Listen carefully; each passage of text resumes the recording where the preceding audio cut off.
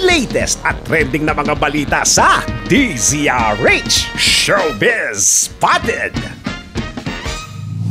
Aktor na si Alden Richards, deadma na sa mga taong patuloy na kinikwestiyon ang kanyang sexualidad. May diretsahang pahayag si Alden Richards sa mga taong patuloy na kinikwestiyon ang kanyang sexualidad.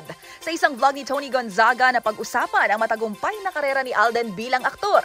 Gayun din ang kaakibat itong kritisismong natatanggap mula sa publiko. Gaya na lang anya ng di matapos-tapos na gender issue na ibinabato sa kanya. Gender issue. Ganun din. Oh, tingin nyo ganun? Fine. Tingin nyo bading? Fine.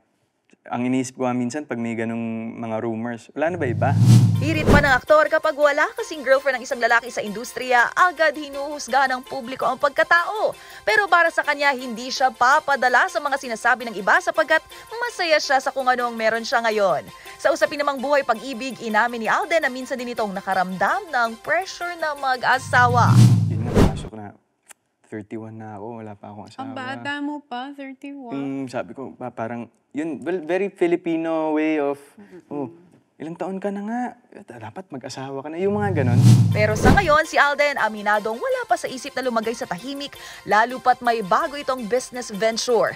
Magunita na noong nakaraang taon, itinatag ni Alden Richards ang Myriad Corporation, isang multimedia company. Kahapon, January 2, ipinagdiwang ng Asia's multimedia star ang kanyang 32nd birthday.